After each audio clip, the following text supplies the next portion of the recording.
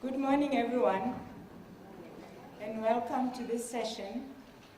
It is my pleasure to chair this particular session, which will focus on the experiences of the universities that are involved in their Siyaphumelela project. And these will be the Deputy Vice Chancellors. And as you know, one of the tenets of success in terms of the initiatives we are involved in here is buy-in at the highest level. And second to the Vice Chancellors is actually the Deputy Vice Chancellors. And we have 5 of them here, and they are Professor Andrew Crouch from the University of the Witwatersrand, Professor Norman Duncan from the University of Pretoria, Professor Nomtanda Zotwele from Durban University of Technology, Professor Francois Stradom, who's standing in for Professor Liz Langer from the University of the Free State, and Professor Dennis Thiem, who is from the Nelson Mandela University. The way we'll run the session is that each of the Deputy Vice Chancellors will make a 10-minute input, and I would like you to please to jot down your questions during that period, and at the end of the period, at the end of the input of all 5 of them, we will then have a question and answer session. I will then, without much further ado, ask Professor Andrew Crouch to kickstart this session. Professor Crouch. Thank you very much, Professor Goody, and thank you to Sadie and Kreski for giving us the opportunity to come and present some of our experiences at the University of the Witwatersrand. I'd also like to thank you, colleagues, who turned up here today to come and listen to some of our experiences. And during the course of the next 2 days, we hope that we can learn also from your experiences, because that is what we are here for, to benchmark and to learn from each other.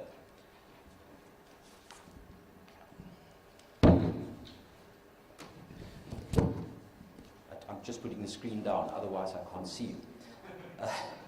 Colleagues, the University of the Witwatersrand, as a university, have been involved in the Siyaphumelela project for the last 2 years, effectively.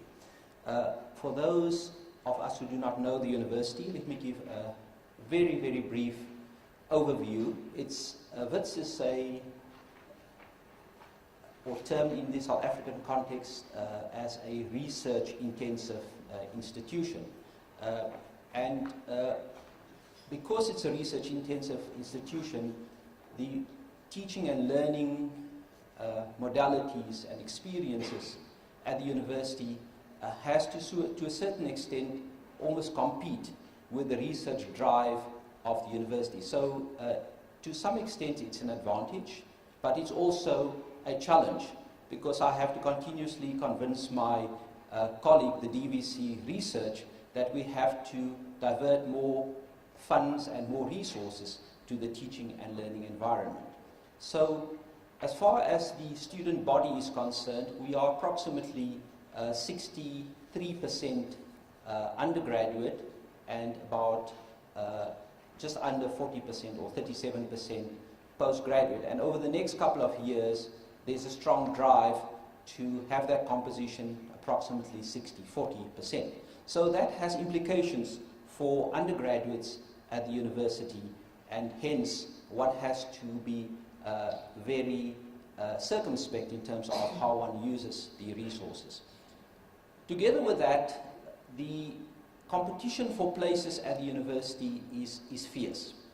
Last year we received just under 90,000 applications for effectively 6,000 places at the university. So it gives you a sense that the placement or the competition for placement is extremely competitive.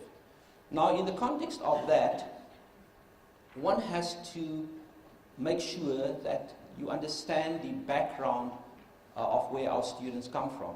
And part of the Siyaphumelela program that we have embarked on is to start a process where we consciously start collecting or started collecting the biographical data of our students. Now historically, and there's records that go back many, many years, we did not ask certain questions. For instance, do you have a computer at your school? Do you have access to sports facilities? What is your second or third or fourth language? So this is the kind of biographical data which we have started to collect over the last 2 years. Because it's important that in the context of our student body which enter the university, that we have an understanding of where the students come from. More and more we find that the student demographics, as the President has indicated, the student demographics have changed. As a historically white university 30 years ago, the demographics of Wits were almost exclusively white. As we stand today, 72% of our students are African black students. And of those students that enter the university, they come from a diverse background. All our surveys and studies have shown that our students come effectively from the Greater Gauteng area, from the Mpumalanga, Limpopo, and KwaZulu-Natal provinces. And there are small numbers that come from the Free State and the Northwest. Very few from Eastern Cape and from the Western Cape. So in terms of our student demographics, we also have a diverse language distribution. So we had to retool or retalk our language policy to be in sync with the demographics of our students. So our recent policy have in fact accepted English as the language of instruction at the university, but with a strong push to develop isiZulu and Sotho as two languages which needs to be developed for future scientific use. So part of the Siyaphumelela project was to start collecting data on the biographical questionnaire, and I'll just give you a brief overview of some of the results we have obtained thus far. Through the biographical questionnaire and some other data, we have found that 55% of our students are in fact female, and that's relatively consistent. The numbers have changed very slightly over the last 5 years, 45% male. We've also found that the number of students from first generation families, in other words, first to come to university, have in fact increased from about 20% 5 years ago to almost 48%. So almost half of our students currently are students who come from families who they are the first in their generation to come to university. Now, this has implications on how we in fact interact with those students at the university. And I think the data has shown that we have to internally make the adjustments to be able to deal with the expectations of those students internally. As far as language is concerned, believe it or not, more than half of our students, 55% of our students, were not taught in English as their first language at school.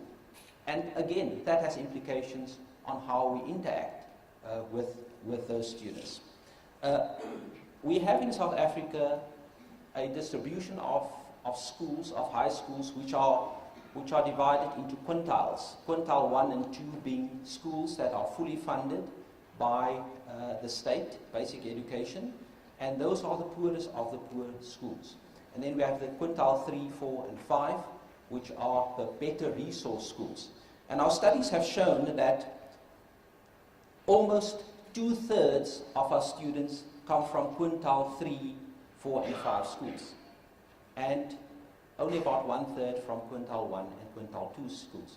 And it gives us an indication that our student body is really composed of students that come from relatively well-resourced schools, urban schools, schools that are where they have been exposed to some resources. But within that distribution of quintile 1, quintile 2, right up to quintile 5, we have to deal with a broad spectrum of diversity in terms of of the students' preparation. So this is some of the salient things that we have picked up in our biographical questionnaire. We're in the process currently of working with other institutions, and presentations will be done at this symposium on some of the data and some of our findings in benchmarking with other institutions in the country. Now, where does this leave us as an institution in terms of giving support to our students? We have certainly over the last couple of years strengthened our psychosocial support for students. We have a center for psychosocial support called CCDU, and we have over the years also found that more and more students make use of this facility for various reasons.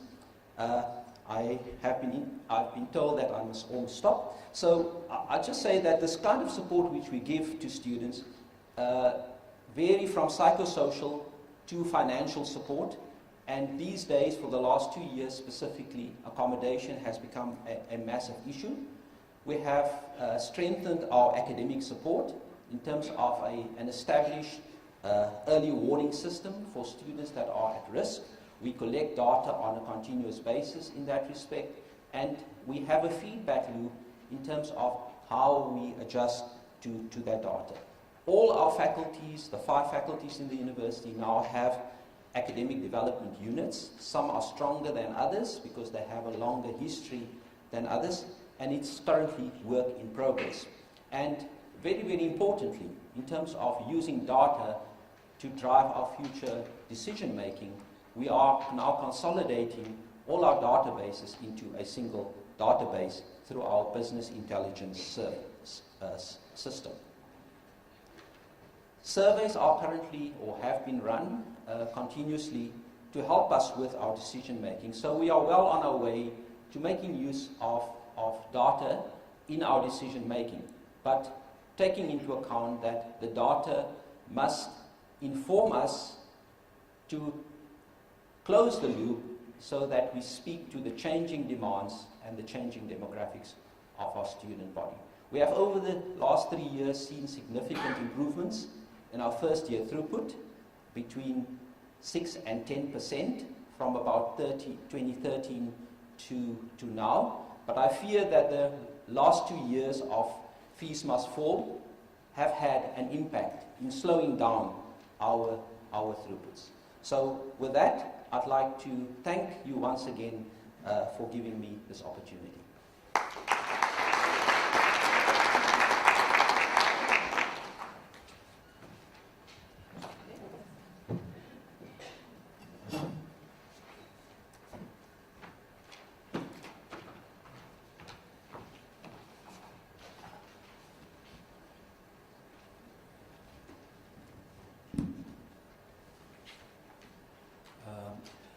Jenny, can someone help me with the presentation?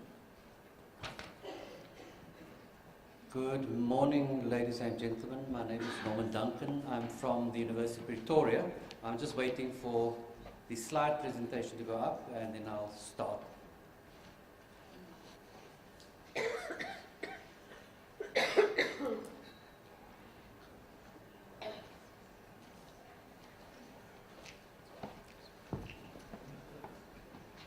Once again, good morning, and I would want to extend a word of thanks, obviously, to Saidi, the organizers of this conference, for having given me an opportunity to share some of our experiences, the experiences of the University of Pretoria with you.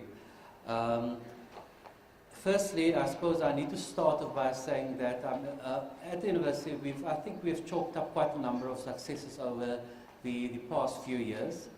I say that by way of acknowledging the work of colleagues at the university. We've got a large cohort of students. We've got 60,000 students, and managing the success trajectory of these students requires quite a bit of work, and so I can't do this presentation without acknowledging the work of our Department of education innovation, specifically the work of people like Wendy Kilfoyle and Anna Naidu, because much of what I will be presenting is in fact the work that comes from the Department of Education Innovation. I've also seen one or two of our colleagues from our Department of Natural Agricultural Sciences.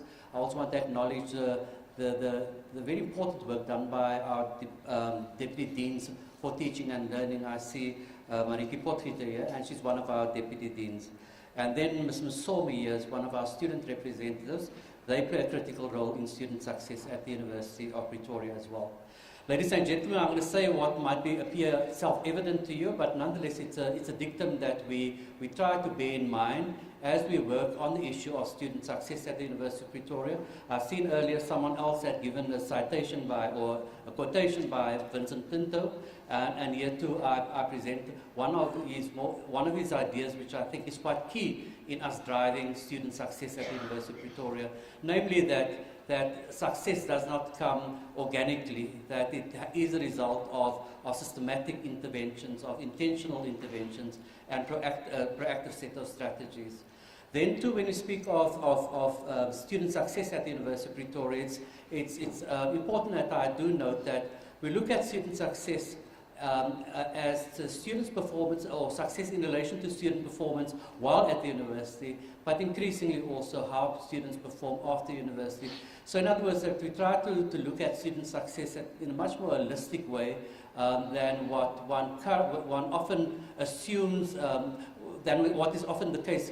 Very frequently at universities, when we speak of student success, we look at whether we reach our targets, how many students had passed X number of courses or a particular course.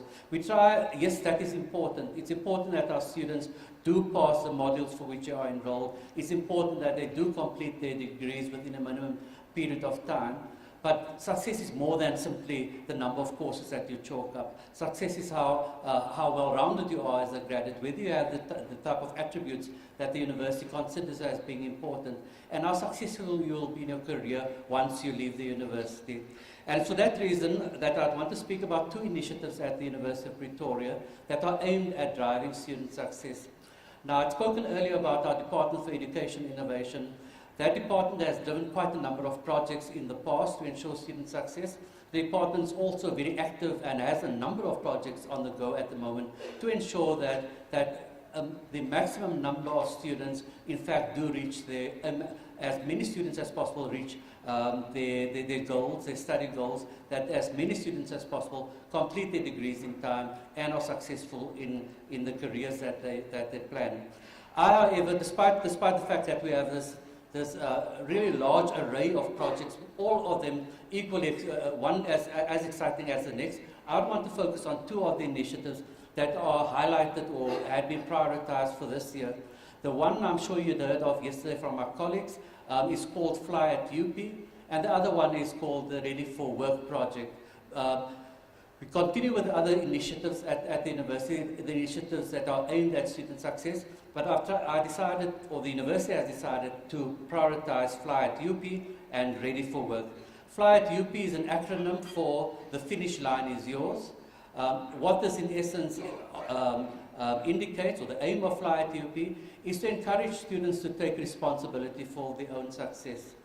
In other words, that when students enroll at the University of Pretoria, they make a commitment to themselves that if they are enrolled for a 3-year degree, that they will try to complete that 3-year degree in 3 years. If they're enrolled for a 4-year degree, then they'll obviously try to complete that degree within 4 years.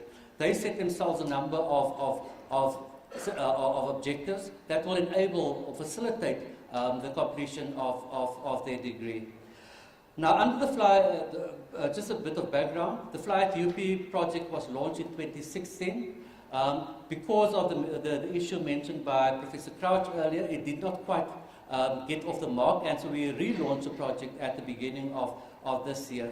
Why is it important? It's I suppose an issue which I should have raised when I started the discussion on Fly at UP is that over and above the fact that universities want to pride themselves in the success of their students, we are of the opinion that part of the problems that students had expressed last year during the periods of tumult at the university, is the fact, in fact, that so many students are not successful, or so many students, in fact, take so long to complete degrees. Our understanding is that the longer it takes a student to complete the degree, the more expensive the qualification becomes for the student.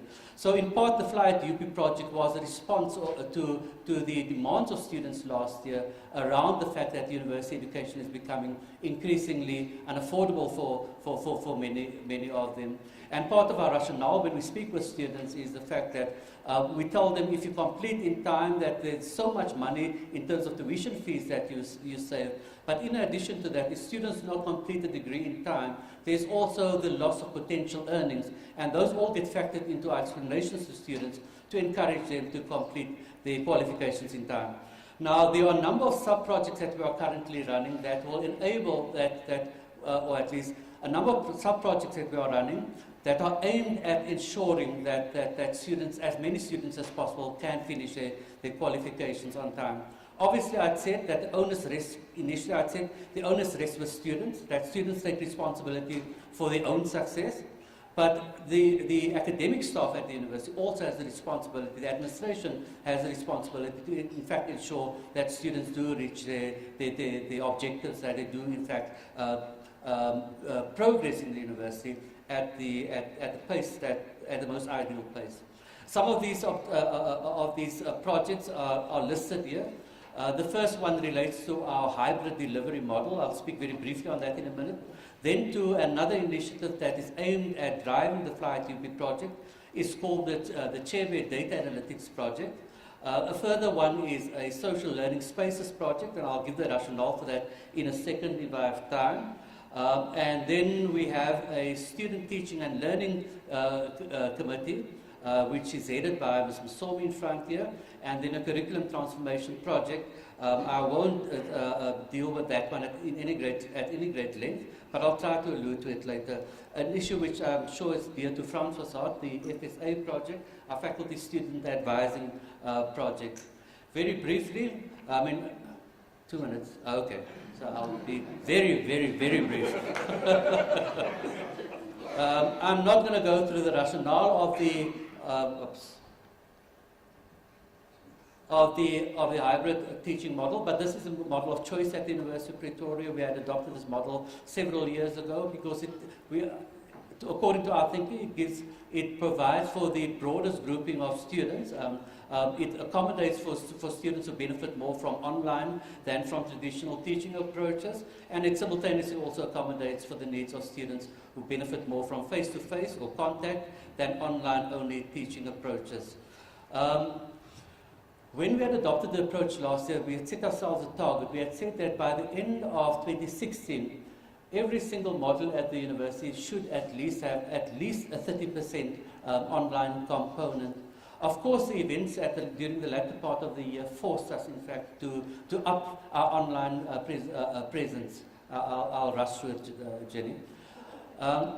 But what happened at the end of the year was that students increasingly felt I suppose a number of students questioned whether, in fact, the hybrid approach was, in fact, advancing their progress, was, in fact, to the benefit. A number of students and parents, for that matter, had suggested, in fact, that the university had adopted the hybrid approach as an easy way out, as a way of doing students in, that students pay a particular amount of money for their tuition, and that we were, the argument was therefore that we were not, in fact, giving them the type of education that's due to them on the basis of the tuition fees.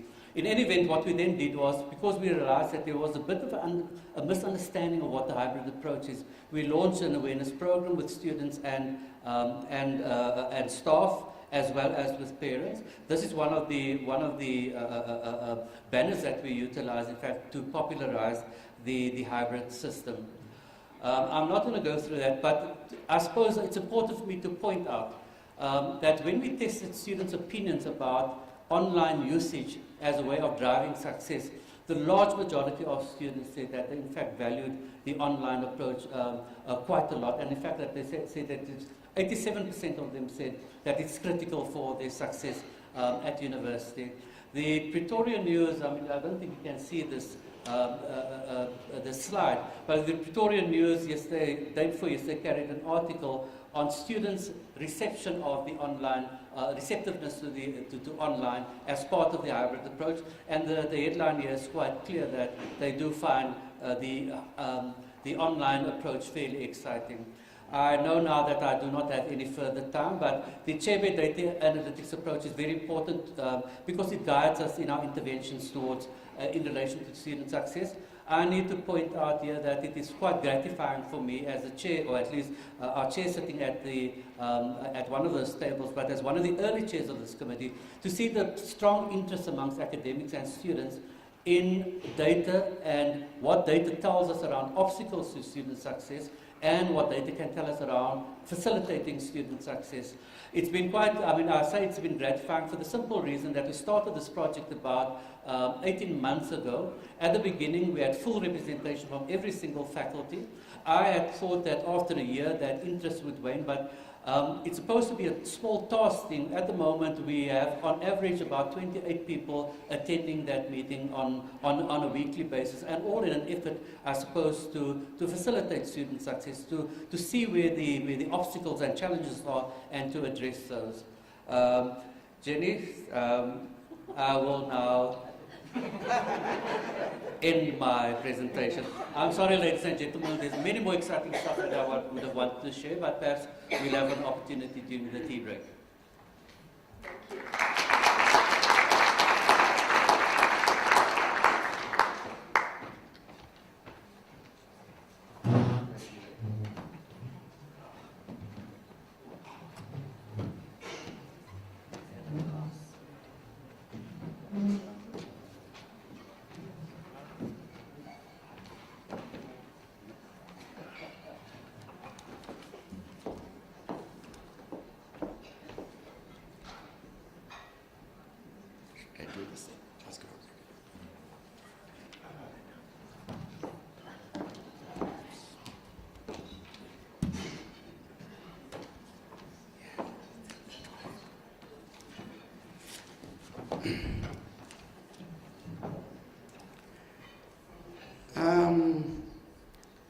Greetings, and thank you very much for giving DUT an opportunity to be here today. And my colleagues at DUT will know why I'm saying greetings and not good morning. And as I always ask when they say that to me, what's so good about it? Okay. In any case, just as a slide bar, waking up every morning, at least from Monday to Friday, I never think, now I am getting ready to go and lead a duty. But rather that it's time to get up and go to work. So getting a message from Saidi stating that I needed to make a presentation on leading student success in my institution jolted me a bit. Okay, is that what I'm doing? Nevertheless, here it goes. This presentation, I had some slides, but the hotel computer corrupted my disk, so I don't want to put it in anybody's computer. So I'll just read, because I don't know what happens in it when it's corrupted. Okay. I'll start by bemoaning the academic tourism on academic leadership.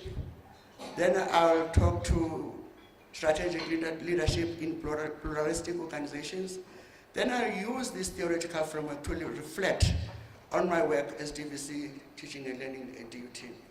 So I have titled this presentation, Leading and Managing Change for Student Success at DUT, a focus on strategic leadership in pluralistic organization. Academic theorizing surrounding distinctions between leadership and management abounds in attempts to differentiate between management and leadership, whilst at the same time valorizing certain kinds of leadership styles as normative. For instance, transformational leadership continues to be viewed as the most promising leadership model. There seems to be a view that whoever adopted this approach, regardless of the context, would invariably succeed in leading, whatever the concept to lead means.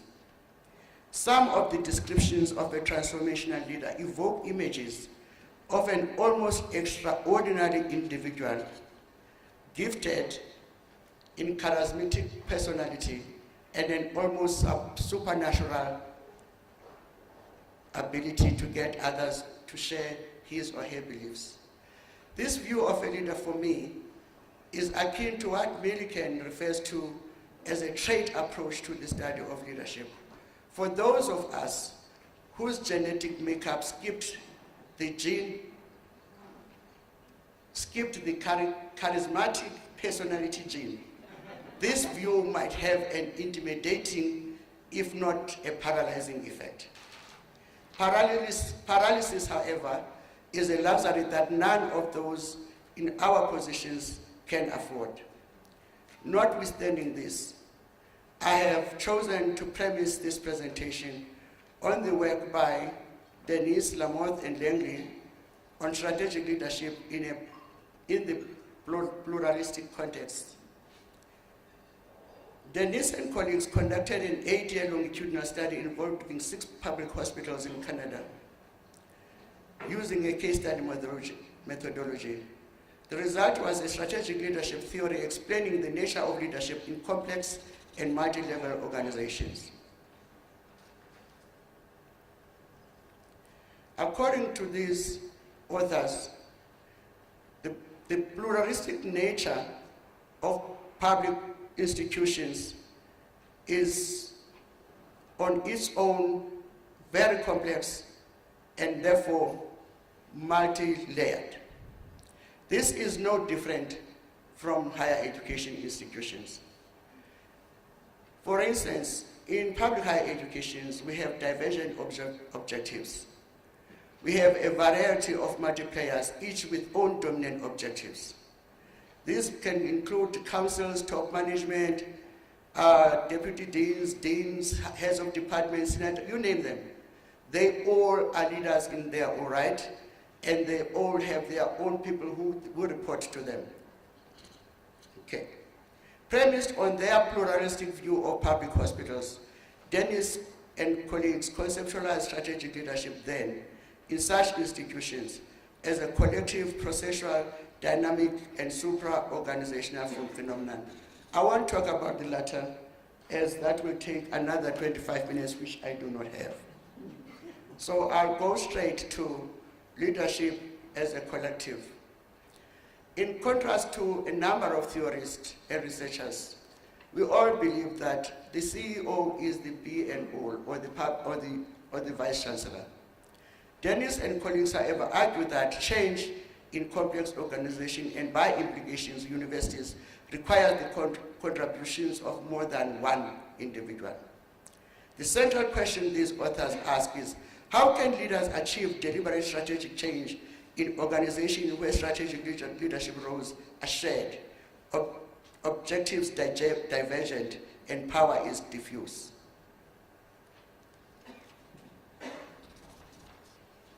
I want to get to DUT fast. This has been the cornerstone of my work in leading student success at DUT.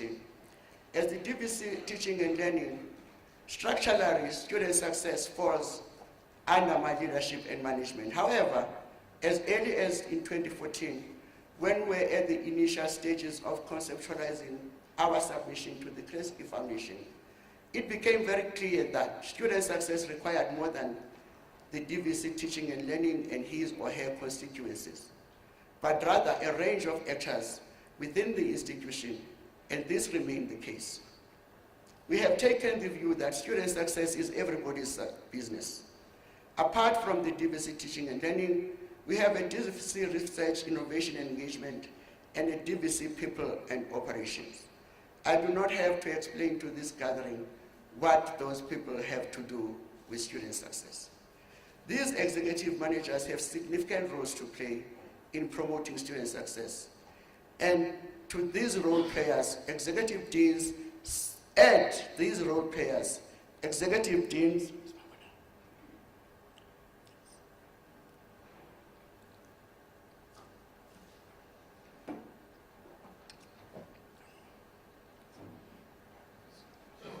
executive deans, senior directors, heads of academic departments and managers of various administrative and support and enabling units and divisions. I have a colleague who wants to kill us when we call him a director of academic support. So we're trying to find a much more politically correct word, maybe an enabling department.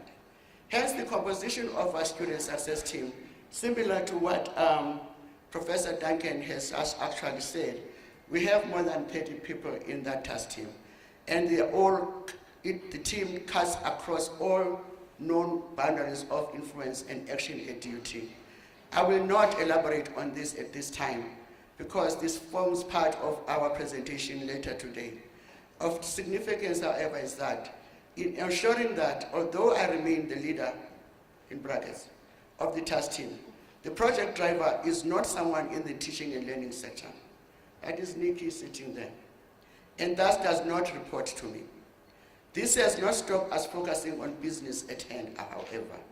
And I doubt very much if we would have achieved what we have been able to achieve so far, if we have not set out to acknowledge our collective responsibility for student success from the inception of the project.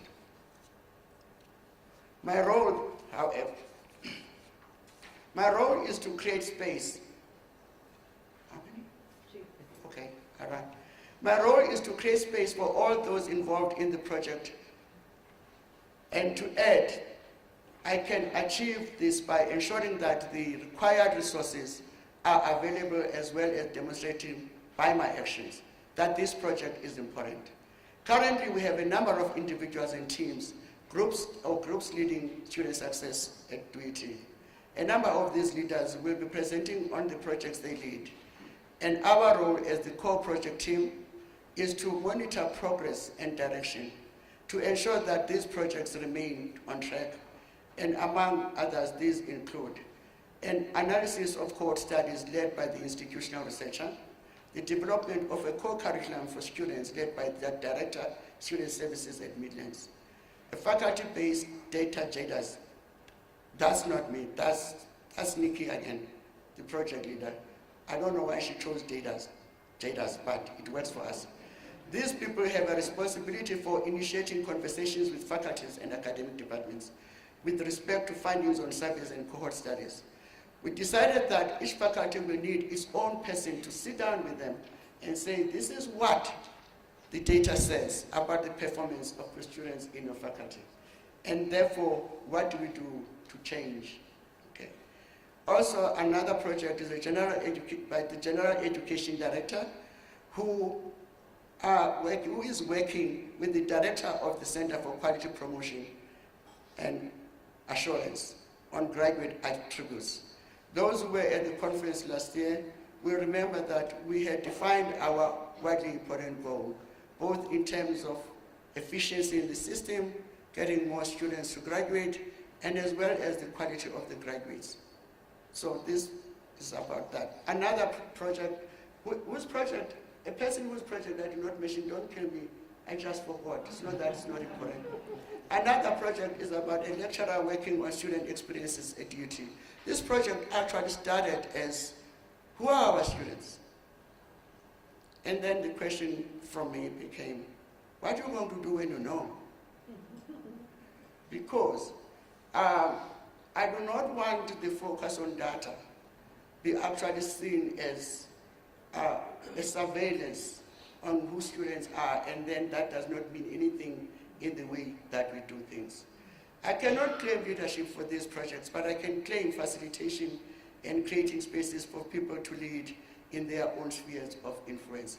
I'm not going to be able to finish because I was told I have 1 minute, so I want to quickly go to conclusion. In conclusion, from the report,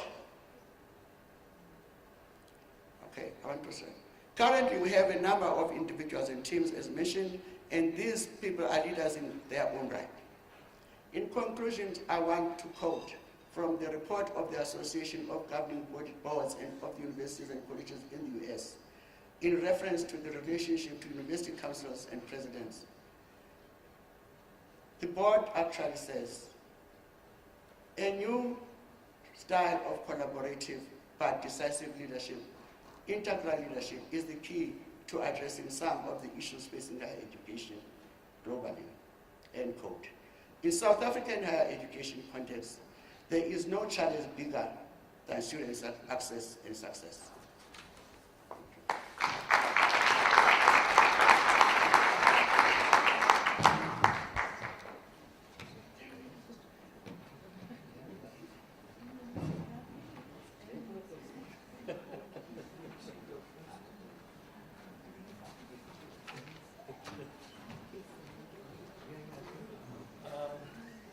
Thank you very much for the opportunity. This is, of course, for me, not a low-pressure moment at all.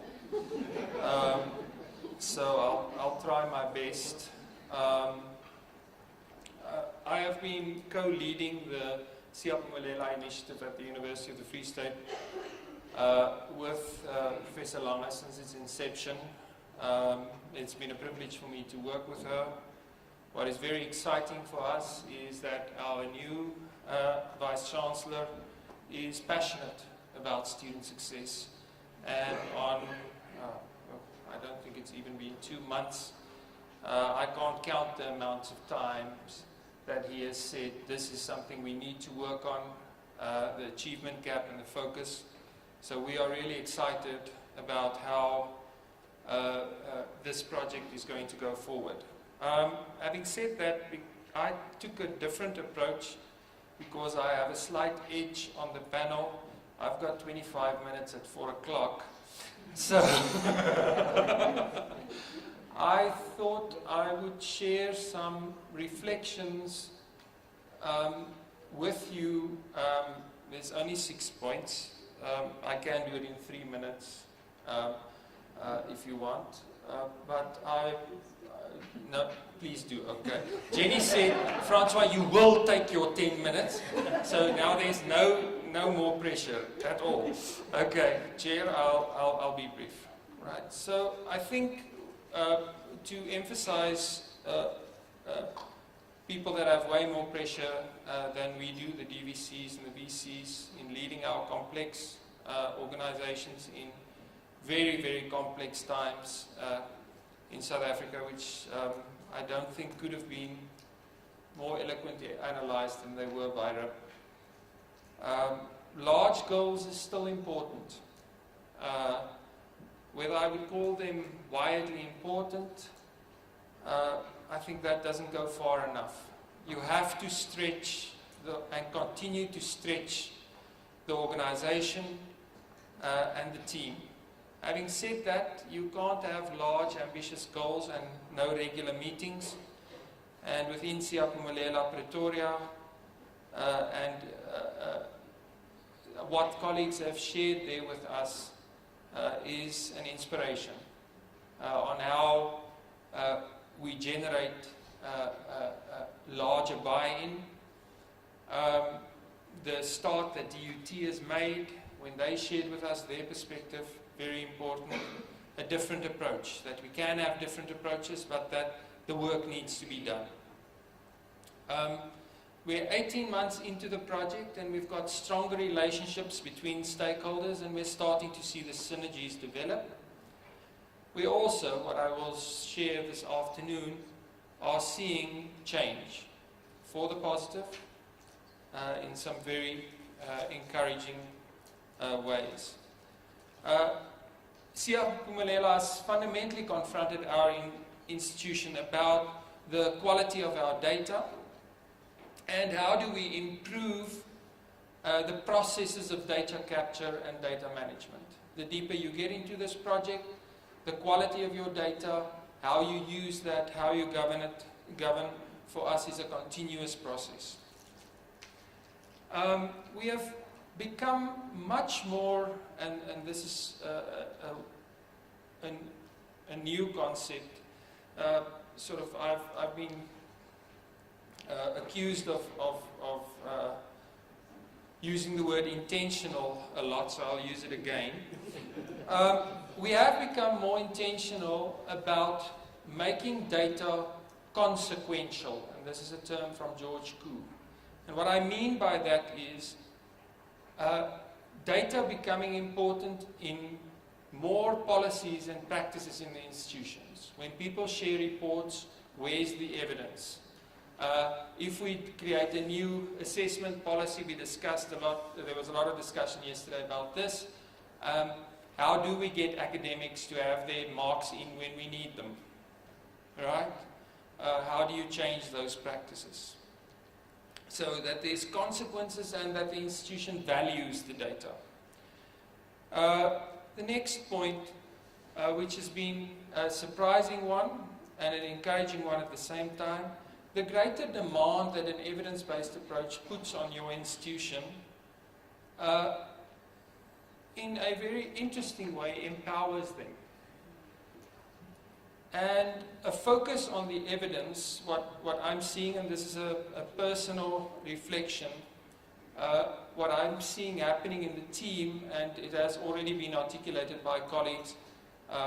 Norman mentioned how it's now 28 people. We're getting more and more people interested. So there's an empowering effect here, and what seems to be a way of helping more people get clarity on the complexity of the institution, and especially the lives of our students.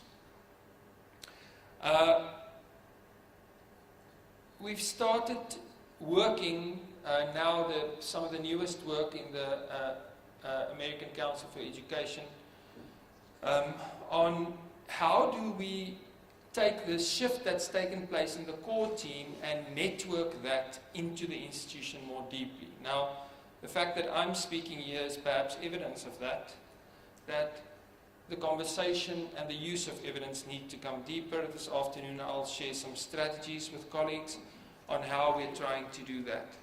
So how do you share that thinking and let it go deep into the organization? And lastly, I've already referred to it by referring to other colleagues in the Siyaphumelela initiative. But internally, the value that we've started seeing of collaboration, and this links to Prof. Gwele, that it is a collective. And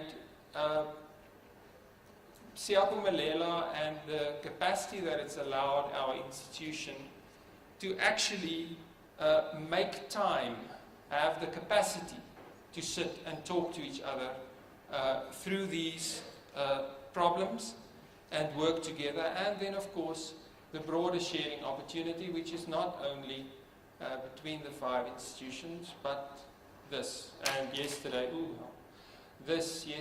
our conversation yesterday in academic advising was another example of just how much value we can derive from talking about the successes, but very importantly, the frustrations and the warts. Thank you again for the opportunity to share. I'm done.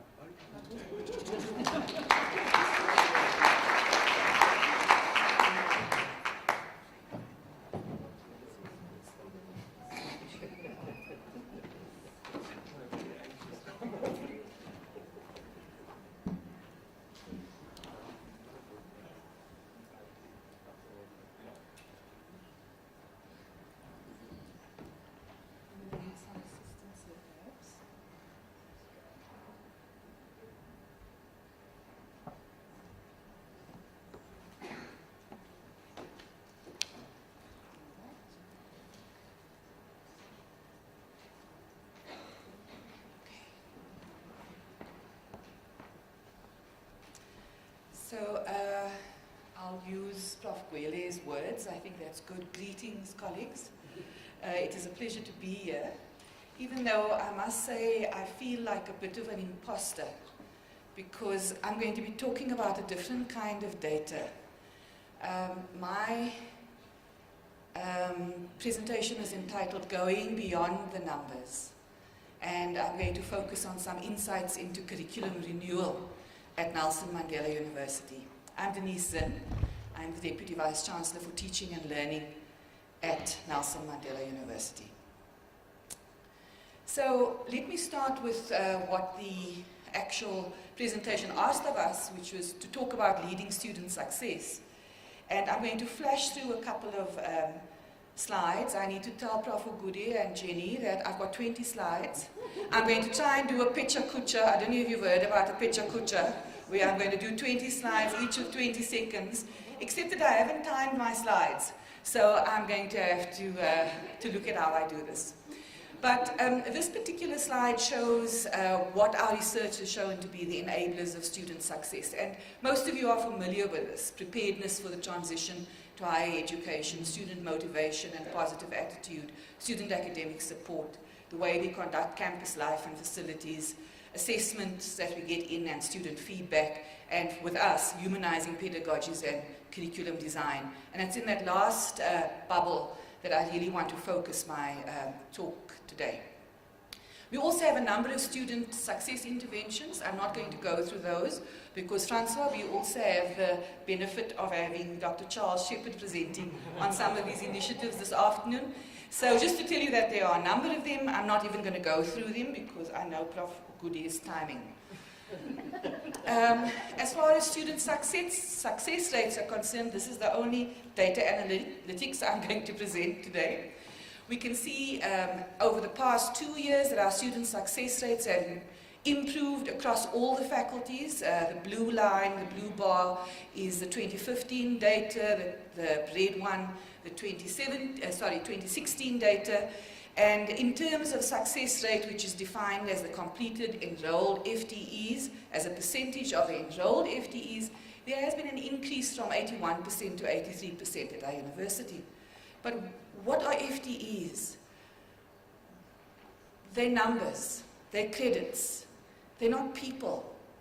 And so what I want to move on to is to say, what underneath the success rate, what is happening in classrooms, what are the experiences of students? Because while all of this is happening, these increased success rates, we've had fees must fall. 2015, and an even more explosive iteration of that in 2016. Amidst the call for free higher education, a call for decolonization and Africanization of the institution as well as the curriculum. And in the portfolio that I oversee as the DVC Teaching and Learning, the biggest imperative is curriculum transformation that takes into account these calls and the experiences of our students. So how do we do that? And we have had to think about where to start. This is a picture of a poet, Polish poet, now deceased, Wisława Szymborska. It does look like she's smoking something, but it's not. She's not really smoking something. This is an old-fashioned pair of magnifying glasses. But I think these words are instructive. Whatever inspiration is, it's born from a continuous I don't know. And we've had to admit, if we're honest, that we actually don't know how to do some of this. Similarly, Václav Havel in 1994, the Czech president, but also a poet, said, I think there are good reasons for suggesting that the modern age has ended. Today, many things indicate that we are going through a transitional period. And this is the important part for me. When it seems that something is on the way out and something else is painfully being born. It is as if something were crumbling, decaying, and exhausting itself, while something else, still indistinct, were rising from the rubble. And for me, that encapsulates what our experience has been over these past couple of years. So what we've tried to do at the Nelson Mandela University is to really look at how we go about rethinking curriculum. And we've done this through an experiment that we've called Encountering the Lived Curriculum. First of all, we have done this by not adopting a linear log frame kind of approach to curriculum development with targets and checking on credits. Of course, you've got to do all of those things too, but we inspired by the U theory, Otto Scharmer's U theory or theory U kind of design, which is not linear, which looks at things in terms of the processes and expects an adoption of an open mind, an open heart, and an open will. We gathered together the WHO, not the group, those of you who come from the 70s, will know the who.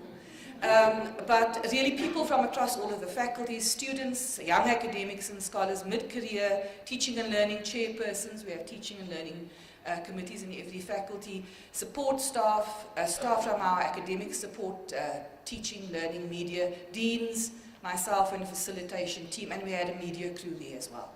We arranged 2 central encounters. Now, Central is also the name of a place in Port Elizabeth, if any of you know the place. But it was central in terms of how they got us to think about the questions we need to ask about curriculum and curriculum development. The first of these encounters was a walkabout in Central, trying to see with new eyes, to feel, to make sense of what was happening there. Who are the people? What is the nature of their lives? And what questions arise if this is the public or our publics from which our students come? And it's only one such environment. The second encounter, all in the space of this 3-day experiment, was going through an exhibition entitled Unsettled, 100 Years of War, which was a photographic exhibition by a renowned photographer, Cedric Nunn, that looked at the 100 Years War in the Eastern Cape. And his photographs actually were quite amazing in that they showed not what happened, but what was absent as an account of what had happened. Now, why were these significant? They were significant because in the discussions that arose out of these that we did in small groups, in pairs, World Cafe conversations and so on, a couple of themes emerged. The one was that a curriculum had to take into account ways of being, and what you see as the graphics there are some of the posters that people in these groups produced. Ways of being, ways of knowing and thinking, and ways of doing. And a curriculum has to take into account all of these things. An important other feature was student voice. The way in which student voice has to be prominent in the way we design and think about curriculum. And I'm going into some of the particular posters that came out. So students asked, for example, when do the voices of students turn into action? How is student voice a part of teaching, learning, assessment, and engagement? And do we ever ask students how they want to be assessed? Whose language defines whether the voice is heard or not? And we've got some examples of how this has been incorporated. In the next poster, they said, how do we reach our students? The gap is a generational gap that exists. The spaces we live in are different, but we share the same environment at the institution. The issue of identity came across all of these themes. How do we make meaning in different ways? It depends on culture, on background, and so on. And are we translanguaging and using multilingual formats? Students also spoke about how they want to learn. They looked at knowledges, and the first point, the issue of the betrayal of student knowledges. Students from different walks of life have something to offer in the form of skill, knowledge, and so on. And whose knowledge is it that we validate? Whose knowledge is seen as correct and standard? In terms of the curriculum, these are some of the statements. The curriculum fails me because it only teaches me to operate in a certain way. Teaching strategies must reach Generation Z with attention issues, which they openly are cognizant of. With technology, we need stimuli that can keep our attention. When it comes to student aspirations, at Nelson Mandela University, we have our Vision 2020 student attributes. They are the ones that are on the left-hand side. Inter and interpersonal skills, adaptive expertise, communication skills, critical thinking, social awareness and responsible citizenship, creativity and innovation, in-depth disciplinary and interdisciplinary knowledge. The question is, where in our curricula do we see this? The students articulated this in their posters on the right-hand side as being self-sufficient, self-efficient, and selfless. Interesting, the language that they use. They want to respond to issues of social justice. They want to respond to the challenges in their communities. They want to be resilient. They want to have access to multilingual ways of communicating. They want to be responsive to local and international cultures. They want to be critical thinkers and independent thinkers. An important a theme that also came through this was the institutional systems change. That much of what is blocking success in this domain is the way the institution works. So you'll see the two pyramids. The one being how learning should happen, and this came from one of our past staff in CTLN, saying that learning should be the inverted pyramid. What inspires teaching engagement and research, and that in turn should be supported by administration. But what actually happens in our university systems is the other way around. We have administrative and bureaucratic systems that in fact determine how we teach, and that in fact then determine how learning takes place. And one of the things that came out was that the architects of a system, can they really review their own system? How then do we need to think about change? So aligning the process, I'm into my last two slides. Aligning the process then we thought needs to take this kind of shape, where we look at what our university vision and mission is, how that then translates into our faculty's vision and mission, each of the faculties, and from that develop guiding principles that can infuse program design with purpose being paramount before goals, but in underlying the goals, and then getting to the module design with the golden thread being that very first question, a culture of inquiry, and admitting what it is we are trying to find out, saying I don't know, but what is it I want to find out, and imbuing these with humanizing pedagogies. This is one emerging curriculum framework that was developed in our Faculty of Education. I won't go into it because there isn't time, but you'll see that it's the heart of it is the who, and that it looks at the what question, the how question, the where question, as well as the so what question, as important aspects that can speak to the why or the bigger purposes question. And that's the end of my presentation. Thank you.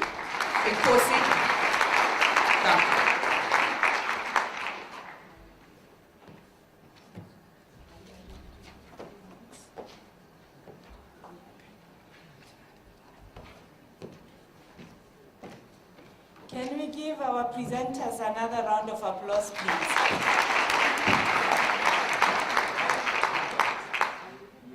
Jenny, I think we've run out of time. We're supposed to be until 10:15, but I think it's an indicator of the passion that all our presenters have in what they do. So I think the fact that they went over time gives an indication of how well they are actually doing. But the conversations actually continue, as all of them indicated. The conversations continue throughout the rest of the conference. Can we take another 15 minutes out of our refreshments and have some questions, please? Yes, I'll take 3 questions. Just introduce yourself briefly and ask your question. The lady in the red. Thank you very much. I'm Elizabeth Loplet from Queen's University, student support. My question is directed to Professor Duncan, East of Victoria. Thank you. Current literature is it that the impact of spaces becomes more prominent as pedagogical practices in higher education start to move from traditional teacher-centered approach to a more flexible student approach. So you'll find that views on learning knowledge, that most learning does not take place formally in the classroom, but in designated spaces outside the classroom, where we find there's informal space and informal learning spaces. So it is necessary that there is this liberating learning that our students should be exposed to. So it's a challenge that universities are facing, and I've seen from your presentation that you wanted to talk about a project on social spaces. So I'm saying, what is it that you have done as a university to have those constructed environments where, as much as possible, students are given space to experience learning formally and informally? Thank you. Okay, thank you. We'll take a second question. Yes, please. Thank you, Chair. My name give a buzzer from Nelson Mandela University. Okay, thank you. I won't give a buzzer from Nelson Mandela University under the Student Representative Council. My question is also directed to the University of Pretoria presentation. It's actually something that triggered my thought. When we spoke about e-learning and how much the students are responding to online learning, I want to know, as universities in the 21st century, we are foreseeing an environment or a society where teaching is being taken to a device. Now, is there perhaps, what is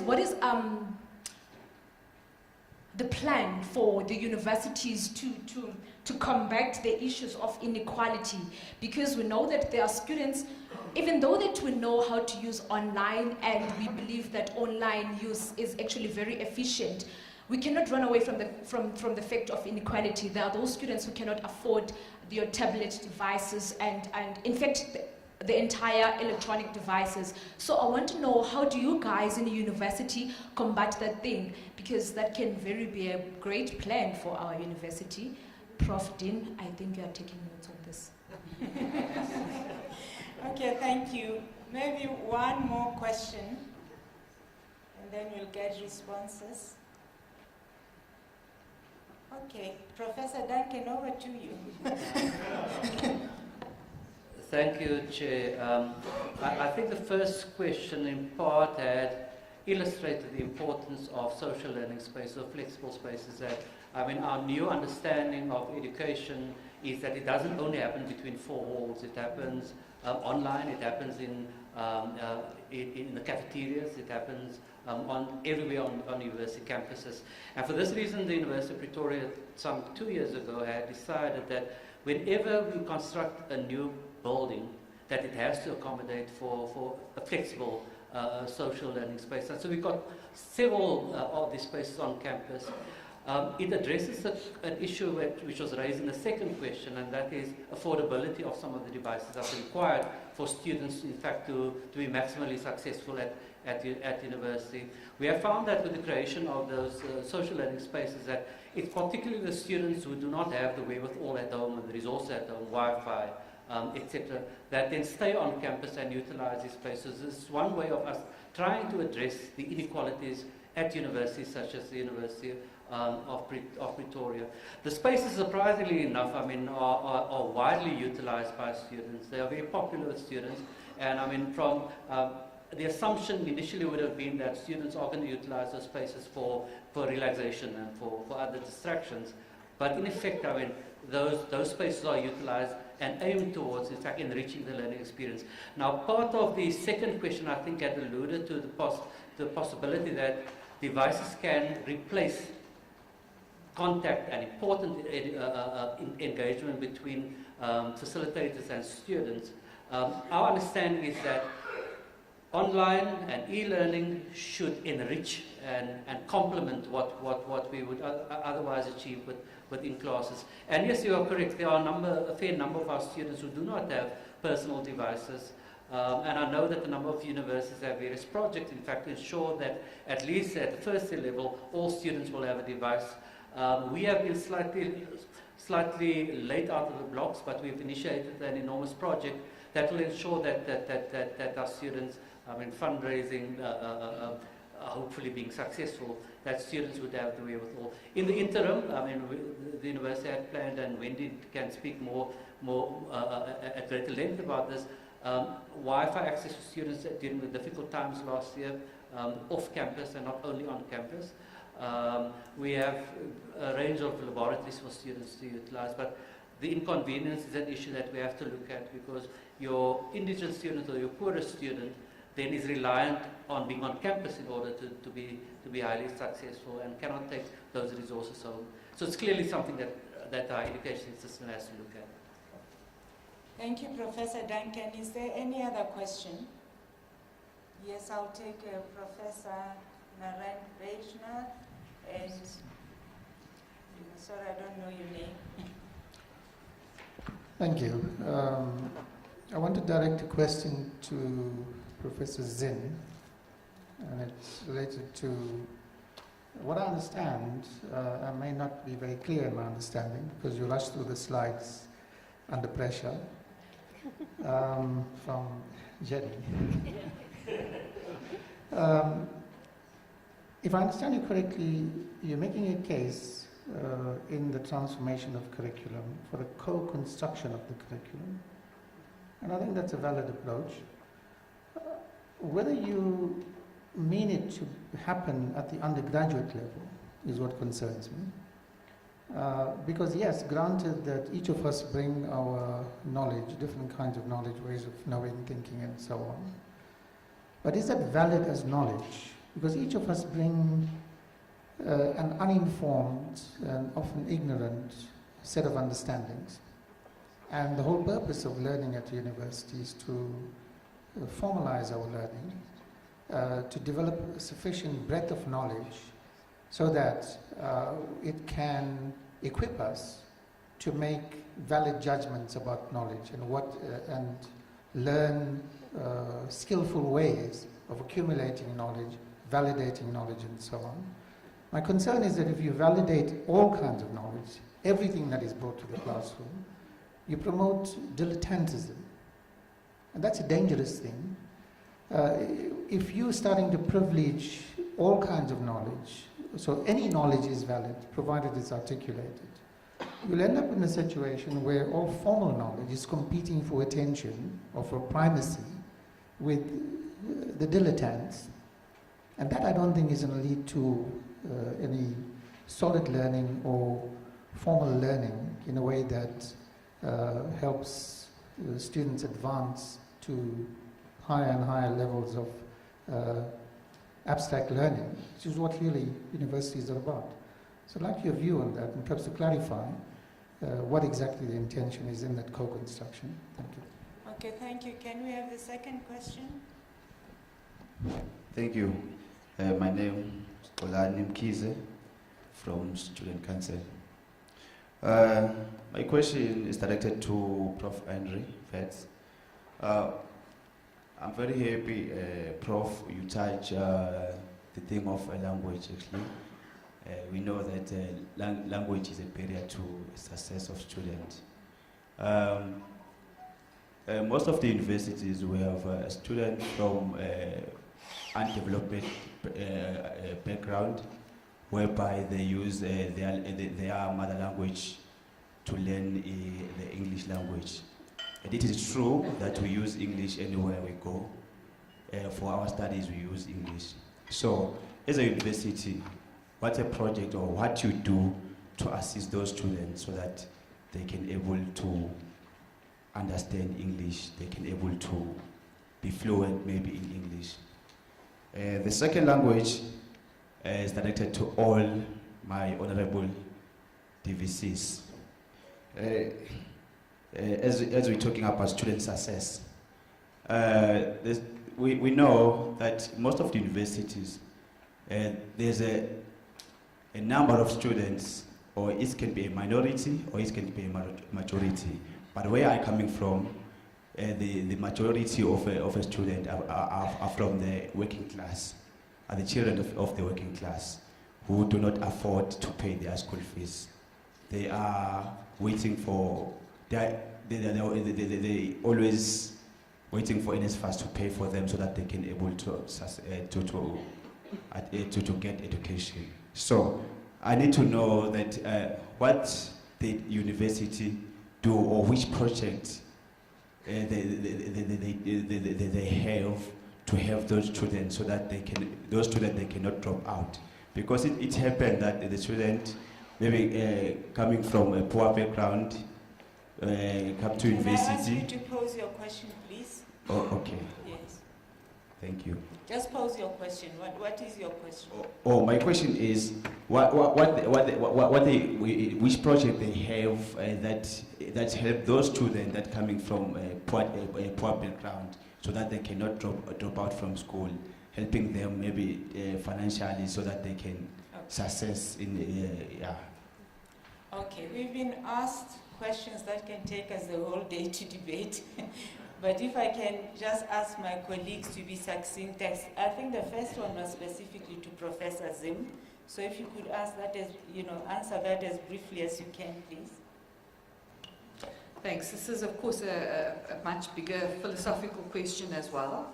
But maybe the bottom line of it is that when we talk about co-construction of the curriculum, we first of all don't talk about curriculum as the content. We talk about the curriculum as all of the components that make up the ability for a student, or enabling a student to learn.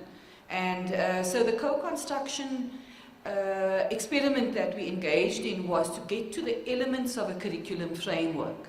And those elements included the pedagogy, it included the setting up of a conducive environment, it included thinking about assessment.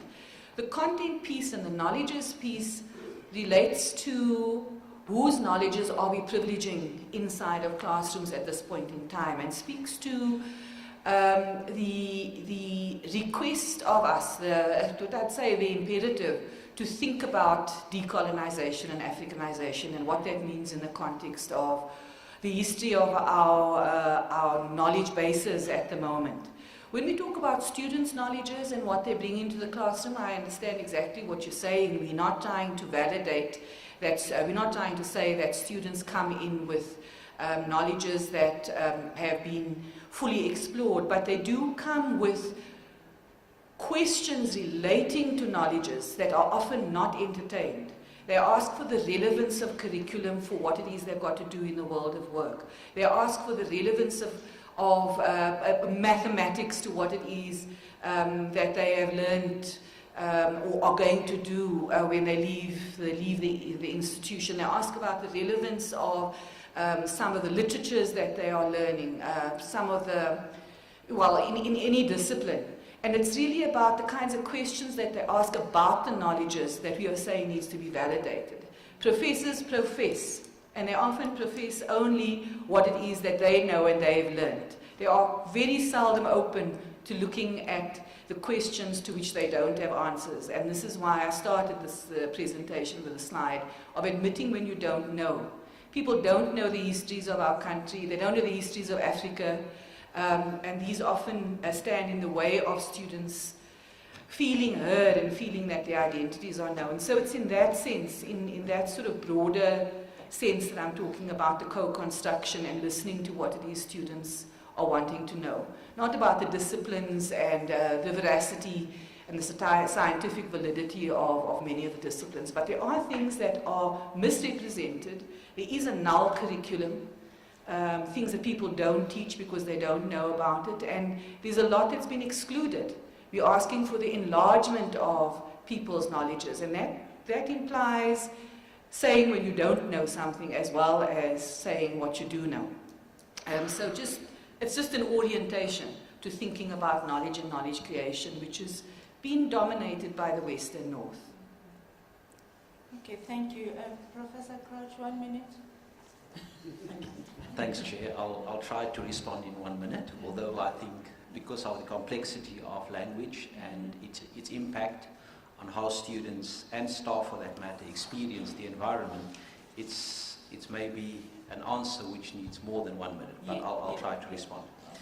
What are we doing? I think we have first articulated a very, very clear language policy so that everybody understands that. And we're in the process of to a certain extent, socializing that. We have a language board, which is chaired by myself, and it's representative of as many stakeholders within the university as possible, from unions to students to faculty, etc. So that's the first step. Secondly, we have already in some of our faculties, we have formal language programs. For instance, in engineering, as part of the orientation and as part of the engineering course, the students are required to, in fact, be proficient in an African language, because engineers have to go out in the field and work. Similarly, our medics, our health science students, have to, for instance, pass a course in isiZulu. So those courses are offered within the faculties. As far as broadening the base of language proficiency, we have a WITS language school which offers short courses in both conversational English as well as in advanced English, and we encourage our students to in fact do that. But we also realize that there are resource constraints, so not all students can afford that. So we're in the process of developing what people would refer to as a MOOC, which is a massive open online course on conversational English, which we will require all students to in fact have completed by the time they complete their degree. Similarly, students who are first language English speakers will have to complete another African language like isiZulu or Sotho as part of the requirement for their degree. At the same time, we have integrated, and we're going to launch this next year, similar MOOCs in massive open online courses on diversity and gender, because I think you cannot divorce language and culture and diversity, so it's all intertwined. So that is what we're currently busy with, but we do realize that you cannot separate language as an integral part of the whole educative process within the university. Shall I go on to the second question in terms of being addressed to all of us? I'm afraid we've run out of time. I don't think we can give everybody a chance. Can I just run through, and weave all the main points that came out, just for the purposes of recording, Jenny? Okay, I think one of the main points that came out from Professor Crouch was the competing demands between teaching, learning, and research, and the resource constraints, and more importantly, being able to understand the profile of our students and act accordingly. And Professor Duncan talked about the institution-wide, involvement, and also the importance of, the involvement of various, various people within the institution, and specifically 2 projects that they were involved in. Professor Gwele also touched on the role of leadership, and I think leadership is very crucial here, and she talked about the challenges and the importance of streamlining and ensuring that you have collective leadership, for student success. And then Professor Stradom brought the importance of leadership once again, especially from the Vice-Chancellor. And then the quality and management of data, which is very important, I think, and the intentionality with which you should use data and the consequences that should arise from them. And then I think Professor Zinn zoomed into one of the most important areas that we should be looking at in the whole student success area, which is curriculum renewal and the involvement of students in curriculum renewal. I think all these have challenges. We heard from the floor the challenges in terms of the hybrid learning model and access to computers, and where the challenges of language, which are quite a problem, and we inevitably lead to one of the biggest discussions we have in South Africa today on the decolonization and decolonizing the curriculum and the role of language. Thank you very much, and it's time now for refreshments. You want to